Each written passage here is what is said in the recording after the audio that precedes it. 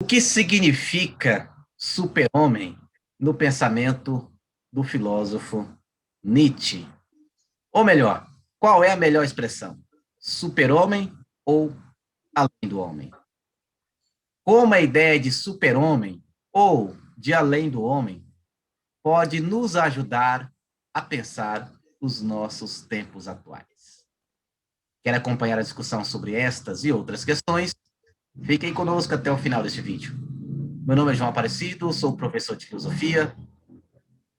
Seja muito bem-vindo ao nosso canal Central Filosófica. E para tratar desse assunto, eu convidei o professor Francisco Porfírio, ele que é filósofo e professor de filosofia. Porfírio, seja bem-vindo ao nosso canal Central Filosófica.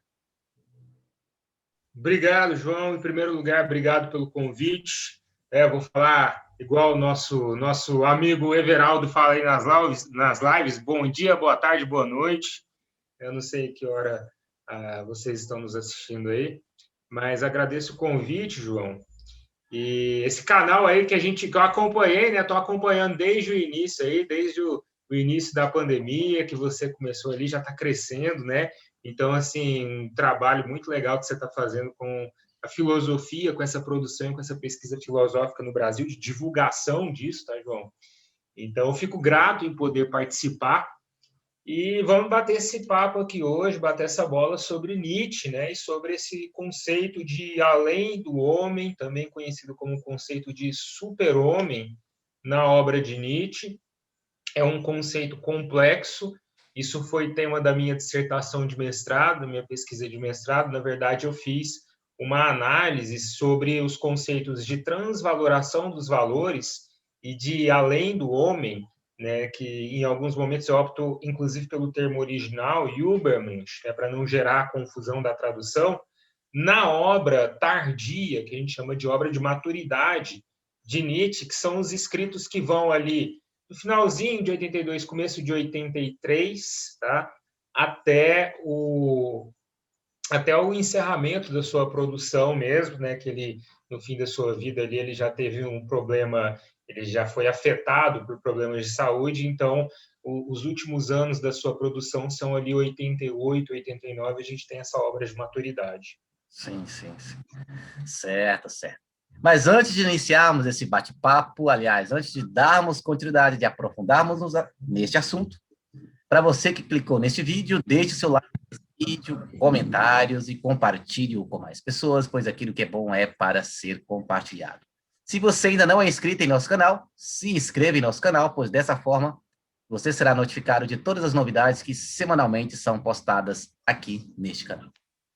Então, Porfírio, mas super-homem ou além do homem? Mas antes disso, o que significa isso?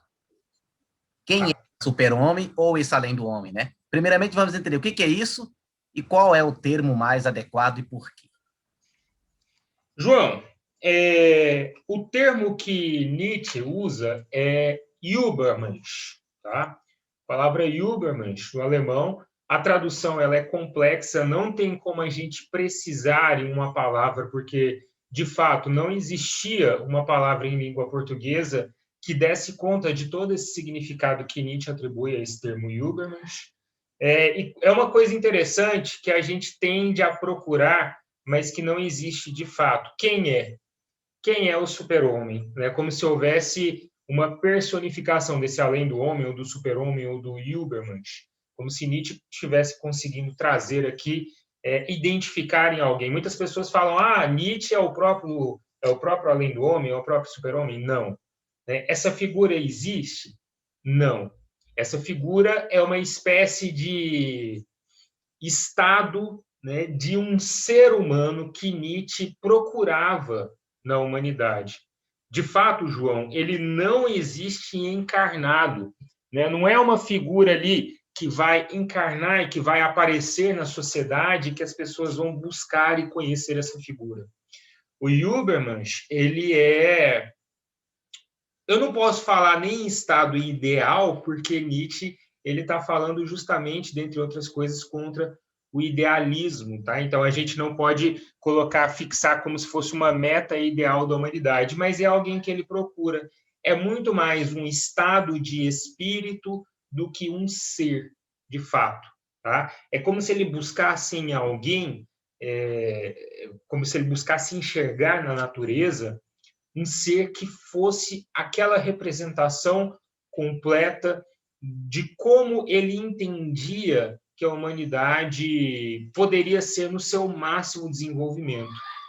Para fazer o jogo aqui com um livro que não é desse período de produção de maturidade do Nietzsche, é outro período ali mais intermediário, tá? Que é o Humano Demasiado Humano.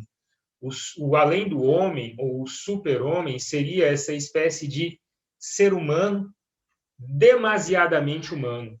Ou seja, ele é além do homem, ele é super-homem, porque ele consegue justamente se tornar aqui alguém que consegue transpassar as barreiras morais, tá? Pelo menos daquela moralidade judaico-cristã e de uma moralidade que entrava o crescimento, e ele consegue se tornar alguém demasiadamente humano. Vale lembrar, João, que Nietzsche, muitas vezes as pessoas confundem, né?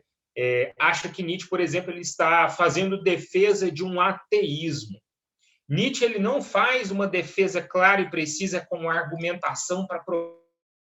Até porque não é o estilo da escrita de Nietzsche ficar buscando, né, elementos ali para convencer o seu leitor. Muitas vezes ele solta os elementos, tanto é que a escrita aforismática dele ela meio que traz isso, ela condensa isso. Ele solta o elemento, né, como se ele chegasse aqui e despejasse um monte de coisa, né, e o leitor que se vire para entender.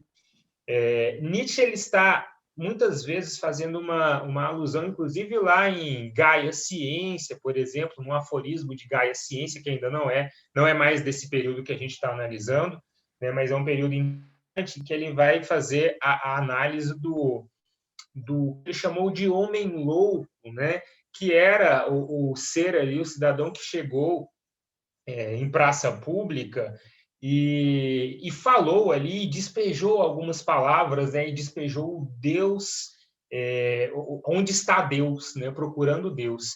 E aí as pessoas da praça ridicularizaram esse homem, o chamaram de louco, porque na visão delas Deus estava morto. É nesse sentido que ele lança Deus está morto, né? Porque na visão delas Deus está morto. E quem que são essas pessoas? São os cientistas e aquela concepção científica do século XIX que busca ali uma fundamentação na ciência daquilo que antes era domínio da religião. Está falando de um ateísmo cientificista do século XIX que tende a substituir a religião pela ciência, por exemplo. Então ele fala, olha, aquele movimento nihilista de negação do que é humano. O nihilismo, para Nietzsche, tem esse sentido, de negação do que é humano. Muitas pessoas fazem a leitura errada, inclusive, de que Nietzsche era nihilista. Não. Ele se afasta, inclusive, intelectualmente do Schopenhauer, depois do seu período de intermediário de maturidade, justamente pelo nihilismo schopenhaueriano. Então, Nietzsche ele está buscando aqui, João, justamente uma possibilidade de superação desse nihilismo. Inclusive, ele vê isso na ciência, naquela postura positivista, pegando ali um recorte do positivismo do Augusto Comte, né, que fazia todas as apostas na ciência com os problemas. Ele está falando, olha, essa é a mesma postura do religioso, tá, daquele religioso, né, do judaico-cristianismo, só que voltada para a ciência, substituiu Deus pela verdade. Então, inicia aquilo que ele chamou de vontade de verdade. E o que é o humano demasiado humano? Né? É aquele que justamente, ou melhor, o que é o além do homem? Né? É aquele que, dessa maneira humano demasiado humana, consegue superar essas amarras, João, e não ficar dependente em uma crença metafísica. Nietzsche ele é um dos chamados filósofos da suspeita e um dos grandes críticos da metafísica na história da filosofia. Ele inicia, inclusive, um processo de revisão da história da filosofia a partir de Sócrates e Platão, porque ele está colocando em Sócrates e Platão o início dos problemas da filosofia, justamente por serem extremamente voltados para uma metafísica. João, ele está justamente operando uma espécie de crítica e de revisão da metafísica desde Sócrates e Platão, a partir do que ele chamou de socratismo platônico, que tende a perceber aqui a filosofia, a história da filosofia, em abrindo possibilidade para um materialismo muito forte, inclusive, que a gente vai ver intensificar depois, né, com um recorte ali feito em cima da dialética materialista de Marx e em alguns momentos de Nietzsche. É lógico que Nietzsche ainda não está se referindo diretamente a Karl Marx, tá? Ele não fez essa leitura, inclusive Nietzsche é um grande crítico do pensamento socialista no século XIX, tá bom? Mas, assim, por conta disso, de que esse materialismo que Marx vai colocar como histórico dialético também aparece, não da mesma maneira, claro, mas também aparece em Nietzsche por um materialista. Por quê? Porque ele está justamente se afastando da metafísica, né? Ele está se afastando da metafísica como produção filosófica. Entende? Então, o além do homem, o Übermensch, é justamente esse ser capaz de superar esses problemas, de superar essa problemática aqui que vem com esse pensamento, né? E que aposta, aí é que está o pulo do gato aqui do pensamento do Nietzsche, né? Que aposta todas as fichas, João, em uma concepção metafísica que está justamente fora do ser humano. É querer completar o ser humano com algo que está fora dele. Então, aquele ser humano que consegue entender a si mesmo e se fazer como um ser natural e demasiadamente humano, e quando eu falo natural, eu digo um ser natural que, como todos os outros seres naturais, ele está inserido no mundo. Nietzsche ele não faz aquela distinção de natureza humana, para ele não existe uma natureza humana, tá? Existe uma natureza, existem os seres naturais, e o ser que consegue se completar junto a essa natureza, se desenvolver junto a essa natureza, é esse humano demasiado humano. Então, o humano demasiado humano, ele é um demasiadamente natural. Ele é um humano demasiado natural. Esse Übermensch é isso. Tá? E me lembra falar muito, Oi? Me lembra muito aquilo que os estoicos, não só os estoicos, mas aquilo que os filósofos do helenismo trabalhavam, né? Uhum. Esse materialismo, essa aceitação da realidade tal qual ela é, não uma aceitação resignada, né? Mas é uma vivência, né? E lembra até um pouco a tragédia que está lá também nos gregos, né? A vida também tem sofrimento, a vida tem dor, e não tem Isso. você erradicar a dor. Né? Você tem que vivenciar e pronto. Né? Exatamente. Os helenistas chamavam de amor fati, né? Que o Nietzsche também vai usar essa expressão, né? Sim, sim. João, ele fala que o problema, né, para Nietzsche, ele estava ali com Sócrates e Platão, consequentemente com Aristóteles. Os pré-socráticos não recorrem a isso porque eles estão no momento anterior, então eles estão voltados para o entendimento dessa natureza. E os helenistas, né, os epicuristas, os estoicos, principalmente os estoicos aqui, eles têm essa aceitação do destino, esse não temer a morte, esse não querer evitar a dor e o sofrimento, porque isso faz parte da natureza, que Nietzsche está resgatando como importantes. Ele fala que o grande problema da filosofia, dessa filosofia ocidental, é justamente esse retorno ao socratismo platônico, que deixa de lado, por exemplo, essa filosofia helenista, que não valoriza esses elementos de uma filosofia helenista, desses povos helênicos, né, lá da época de Alexandre. E o problema é justamente esse, João. Justamente por isso e por essa possibilidade perdida, né, por ficar somente vinculado àquele socratismo platônico, é que a filosofia, a história da filosofia, ela entra aqui na berlinda por Nietzsche, né? Ela entra lá no paredão de Nietzsche, lá em que ele está fazendo a seleção ali e tirando aquilo que ele não que ele considera que foi, de algum modo, nihilista e negativo para a história da humanidade. E aí, né, o que a gente vê, por exemplo, a partir da patrística, é um retorno pesado, né, nesse socratismo platônico, na patrística, na escolástica e no pensamento posterior.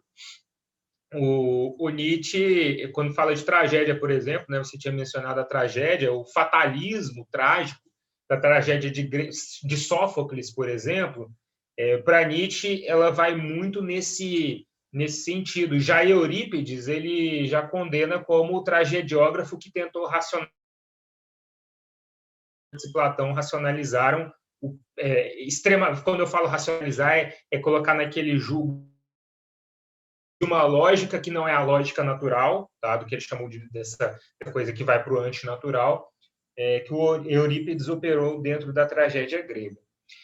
O amor fati é a aceitação desse destino, que pode ser o destino que a gente chama de trágico, mas é o destino, né? De aceitação não resignada, mas de aceitação natural da dor, do sofrimento, da vida como ela é, porque a vida também é dor e sofrimento.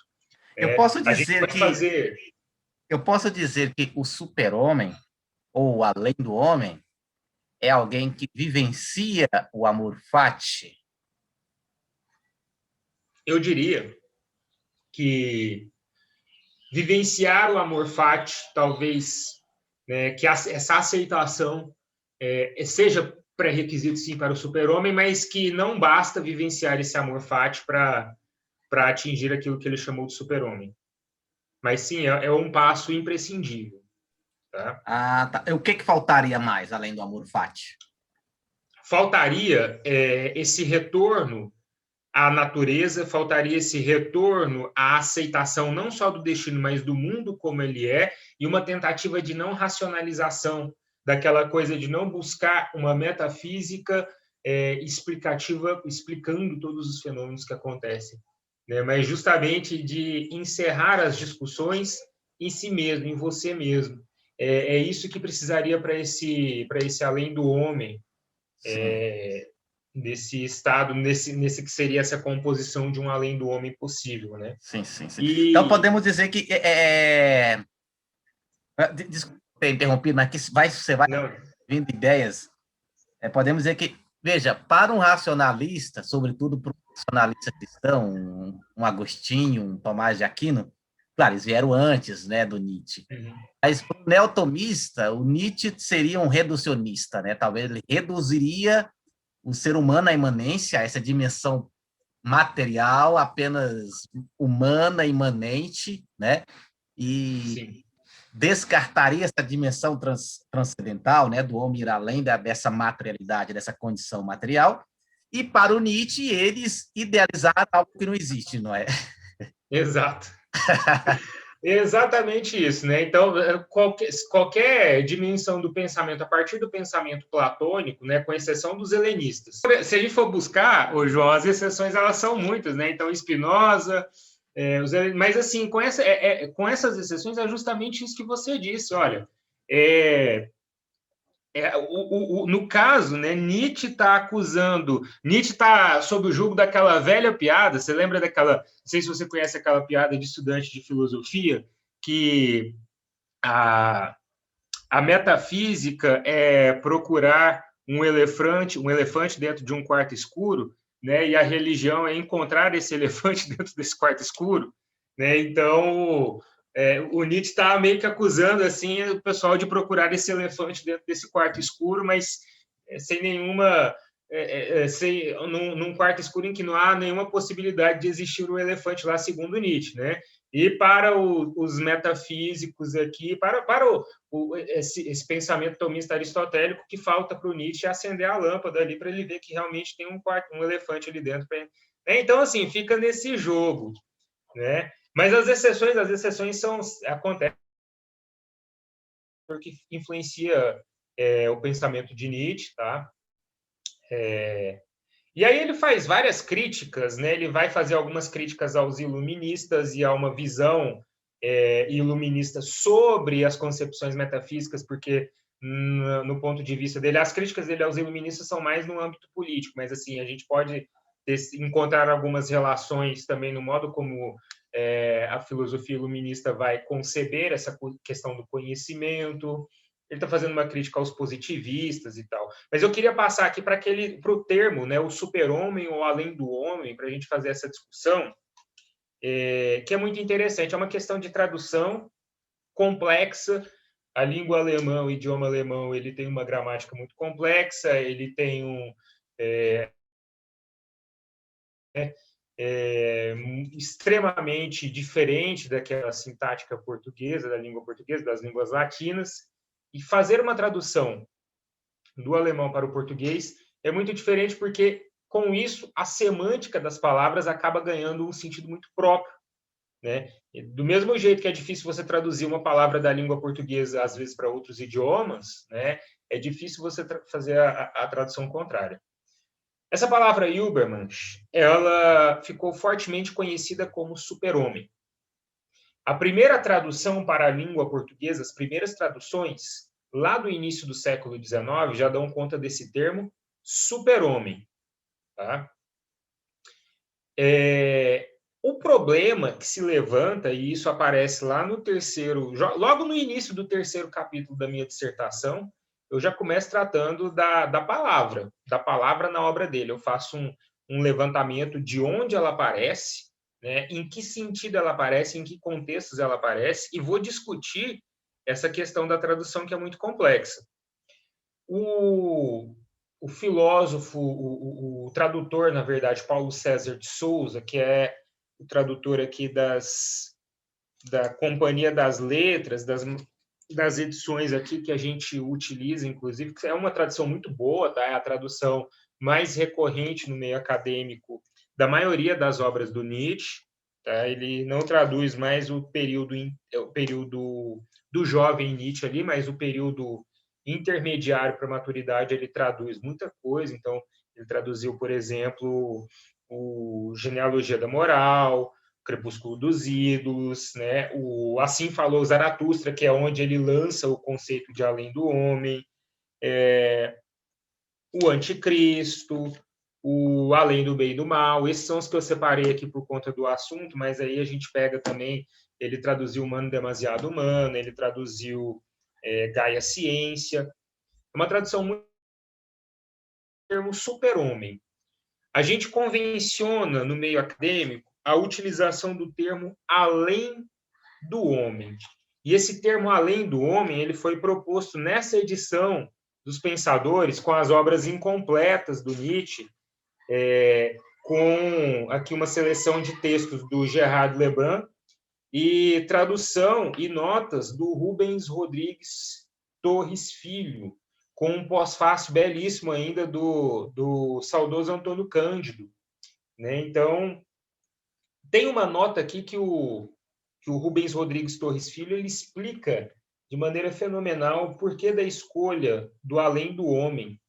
E eu vou dizer aqui, vou ler a nota aqui na íntegra e já discuto sobre ela. Olha, por Übermensch, termo de origem medieval, calcado sobre o adjetivo übermenschlich, sobre-humano, no sentido inicial de sobrenatural, em latim humanus, homo, etimologicamente, o nascido da terra, de humus. Mas, aí ele coloca aqui, então, a terra, para que a terra um dia se torne do além do homem. Firmado pela tradição literária, Goethe, Herder, e renovado radicalmente por Nietzsche, ser humano, que transpõe os limites na falta de uma forma como, por exemplo, sobre-homem, como em francês, surhomme, não há equivalente adequado em português, mas esse próprio do Zaratustra dá o contexto e a direção em que deve ser lida a palavra. Travessia, passar, atravessar. Esse Uber, né, ele tem esse sentido do atravessar, do passar para um sobre-homem, no sentido um sobre-humano, não no sentido de ser um super com superpoderes, mas no sentido, João, de ser alguém que é tão humano, mas tão humano, que é o humano demasiado humano, que ele é sobre-homem. Tá? Então, olha só, continuando aqui. Übergang, né, de Übergehen, por exemplo, passar sobre, está em simetria com Untergang, de Untergehen, ir abaixo, declinar, sucumbir, que se usa também para o acaso do atravessar. Tá? Todos esses jogos com Über, sobre, por sobre, para além, são demarcatórios quanto ao sentido do prefixo Übermensch. Né? Aqui ele continua esse jogo léxico, aqui eu não vou nem terminar não, porque aqui a gente já consegue elementos para falar por que além, tá? Porque é justamente de travessia para o além do homem, não no sentido de que o homem está aqui e existe esse super-homem, esse além do homem que está acima dele, numa realidade metafísica, mas no sentido de que existe isso que é o homem comum, padrão século XIX, hoje a gente traz para o século XXI, porque a gente não chegou ainda na formulação desse além do homem, creio que estamos ainda mais longe disso, né? Mas existe o homem, o ser humano, e existe alguém que é tão, mas tão humano, né? Que consegue chegar tanto naquela característica daquela formação humana que ele sai, que ele se afasta de qualquer tentativa de concepção metafísica e de racionalização extrema, porque ele vai para essa ordem natural, que ele consegue, João, um além do homem, não como super-herói, não como um gênio. Lembro de um artigo, o sentido da palavra Übermensch nos escritos de Nietzsche, do José Nicolau Julião, né, em que ele vai trazer vários momentos também para discutir, olha, não é no sentido, o super-homem ele dá esse a entender, né, por conta do super-homem lá da cultura pop, dos HQs, dos quadrinhos, dá a entender que é alguém com superpoderes, é um gênio. Não, não é um gênio. Não é esse gênio, não é essa capacidade, essa figura filosófica metafísica, não é nada disso. Ele é alguém que consegue essa demarcação aqui do que é ser humano, e o ser humano como ser natural, ser extremamente natural, inclinado para essa natureza. Rapaz, você vai falando, eu pensei, seria correto eu falar que esse super-homem ou esse além do homem seria o homem na sua condição original? Aí eu já faria uma analogia, não que é a mesma coisa, mas com o método de Rousseau para pensar o ser humano, né? Que ele fez um esforço hipotético para pensar o ser humano, falou do homem numa condição original, que seria o homem no seu estado de natureza. O homem que ainda não foi corrompido pela sociedade, pela civilização. Podemos dizer que esse além do homem, ele é o homem na sua condição natural, porque parece que ele não é construído, né? Ou seja, seria o homem na sua construção natural, seria o homem na sua construção original, ou esse super-homem é algo que está para ser construído? Suponhamos que não existisse, se não existisse cultura, se todos nós tivéssemos parado lá no tempo dos pré-socráticos, seríamos esse além do homem? Antes da metafísica, seria esse além do homem? Na verdade, não. Tá? Porque é um processo de construção também, quando o ser humano ele passa, pelo menos em críticas ao Rousseau no âmbito político, tá? Ele criticou, né, meio mundo aí da história da filosofia, meio mundo, não, talvez 2/3 dos pensadores da história da filosofia caíram na mira do Nietzsche. E algumas críticas, inclusive, eu acho muito assim, injustas em alguns momentos, mas ele criticou o Rousseau dentro do aspecto político naquele contexto do iluminismo geral, né, e de uma formação de um pensamento que, segundo ele, nesse âmbito político, nivelava muito por baixo e tal. Mas é assunto para outro momento. Eu diria que o Übermensch ele tem uma faceta do natural, dessa composição do natural e do estar na natureza, que não significa necessariamente ser animal ou estar na natureza naquele sentido de intocado e ainda não corrompido pela moralidade. Tá? Não é necessariamente nesse sentido, porque ele está enxergando que todas as formações humanas elas criam a moralidade.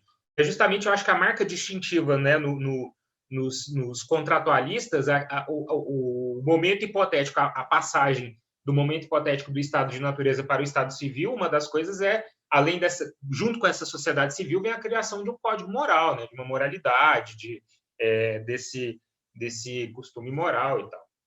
O Nietzsche, ele não trabalha ainda com essa ideia de uma corrupção, como o Rousseau vai trabalhar, por conta da moralidade. Ele vai falar que existem visões morais diferentes, tá? Existe uma moralidade judaico-cristã que não ela em si mesma, ela em si mesma não é prejudicial para o ser humano. Ela, em comparação com outras e com outros momentos da história da humanidade, ele percebe que ela é uma moral que enfraquece o ser humano. Porque, para Nietzsche, o ser humano, a partir do momento que ele é humano, ele já está criando moralidade, sim.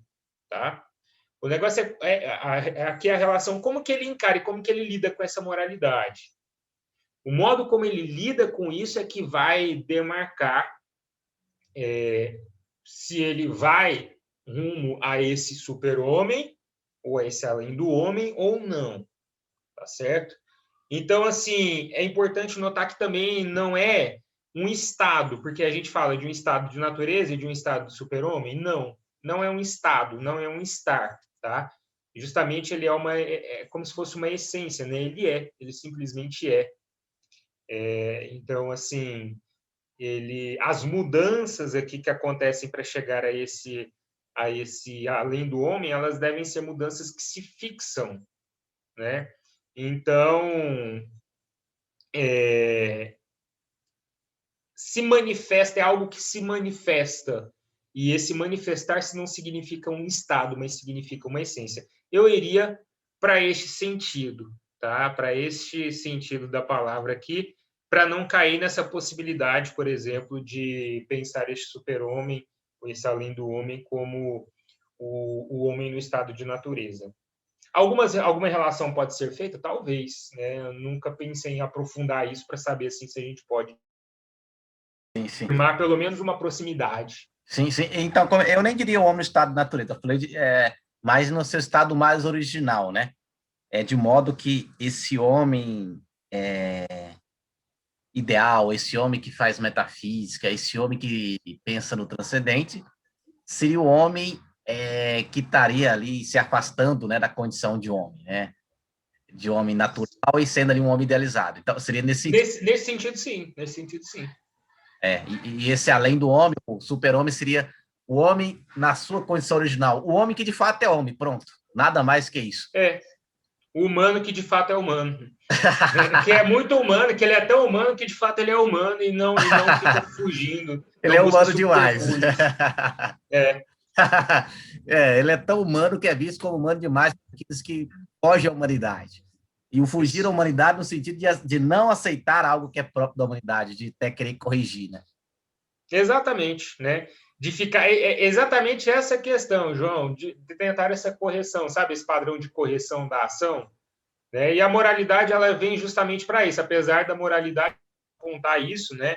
Como algo que está intrínseco ao ser humano, né? O ser humano, ele cria moralidade, ele reconhece, inclusive, que sem a moral o ser humano caminharia para a destruição, para o aniquilamento. Né? Então, se a gente for fazer um paralelo lá com o jovem Nietzsche, lá do Nascimento da Tragédia, em que ele está expondo ali o Dionisíaco e o Apolíneo no contexto da tragédia grega, né, em que o Dionisíaco é dilaceração, é aniquilamento, enquanto o Apolíneo é a forma, né, aquela questão da forma perfeita, do belo e tal.